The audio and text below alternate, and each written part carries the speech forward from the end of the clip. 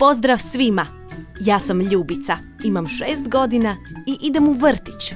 Bog društvo, ja sam Neven, imam 8 godina i idem u 2. razred.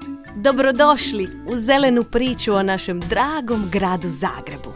Pitate se zašto zelenu priču? Neven i ja smo mali čuvari okoliša. To znači da smo pomoćnici prirode. Djeco, znate li vi što je to okoliš?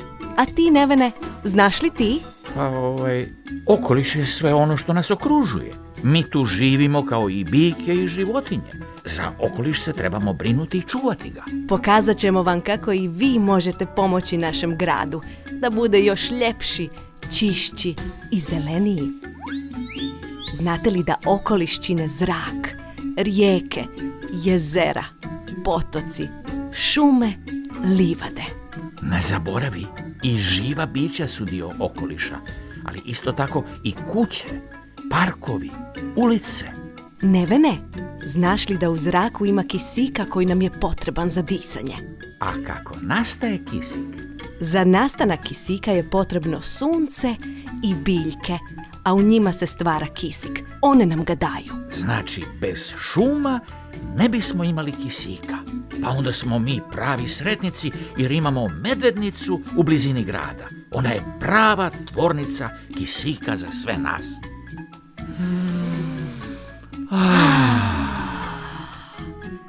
Tako je, ali postoji puno toga što onečišćuje zrak. To su automobili, motori, kamioni.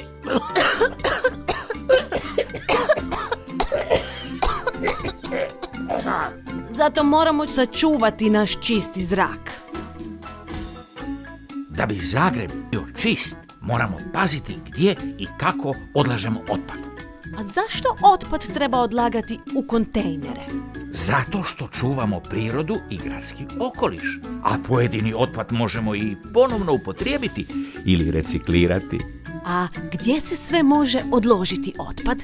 U kante za otpad, a ono što se može reciklirati možemo odložiti u reciklažna dvorišta ili u kontejnere za papir, staklo, baterije, plastiku, limenke i tekstil. Svaki kontejner je drugačije boje. Plavi je za papir, zeleni za staklo, žuti za plastiku, sivi za limenke, crveni za baterije. Svi ti šareni kontejneri zovu se zeleni otoci. Tako je. I oni se nalaze na ulici. I ti možeš pomoći. Reci mami i tati da razvrstavaju otpad i odlažu ga u kontejnere ili reciklažna dvorišta. Otpad ne ostavljamo u prirodi, nego ga stavimo u vrećicu i bacimo u kantu kad se vratimo u grad. Neodgovorno je bacati smeće po livadama.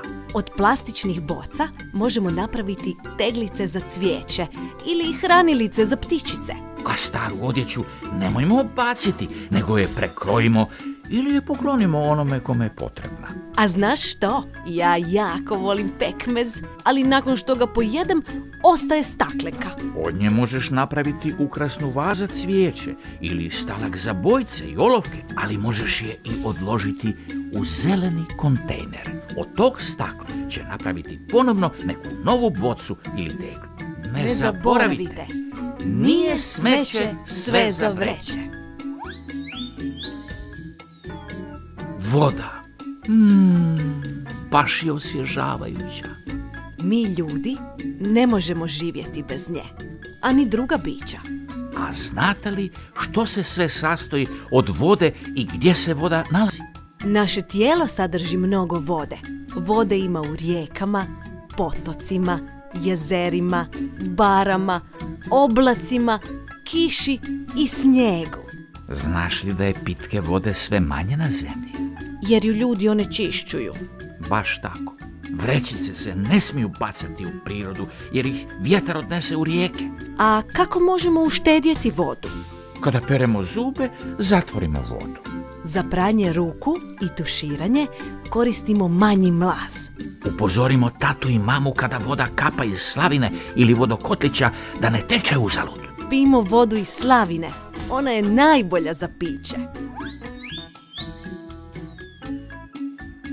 U današnje vrijeme vrijeme. Ljudi previše iskorištavaju energiju. Na što to misliš, Nevene? Umjesto da se toplije obuku, neki ljudi pojačavaju grijanje i tako troše previše energije. A što kad mi je vruće? Ne trebaš uvijek uključivati klima uređaj. Možeš prošetati do Maksimira ili do Bundeka ili do Jaruna. U šumi je ljeti uvijek ugodno. Tata me vozi u vrtić s autom. Svugdje ide autom. Možda bi trebao promijeniti tu naviku. Naravno, roditelji bi se mogli koristiti tramvajem ili autobusom koji se vozi na prirodni plin i ne onečišćuje zrak. A ja se volim voziti tramvajem. Tako se može voziti puno više ljudi odjednom, a i ne stvara se gužva na cesti. Nevene, voliš li ti crtati? Volim.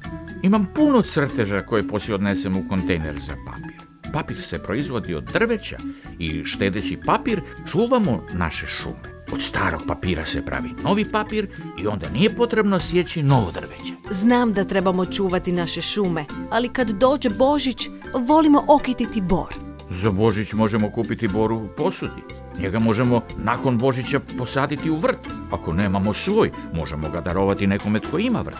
Znaš, ja ti imam puno igračaka na baterije. A što s baterijama kad se potroše? Bilo bi dobro da koristimo baterije koje se mogu puniti i koje možemo koristiti duže vrijeme. Tako ćemo nabiti manje otpada. A kad idemo u trgovinu, trebamo ponijeti platnene vrećice. One su čvrste i možemo ih koristiti puno puta. Na putu do trgovine postoje i mljekomati. Tu možemo našu staklenu bocu napuniti mlijekom i iznova je koristiti. Odlično! Eto, mnogo toga smo naučili i za kraj ćemo vam nešto reći. Ne budi lijen i potrudi se da Zagreb ostane zelen.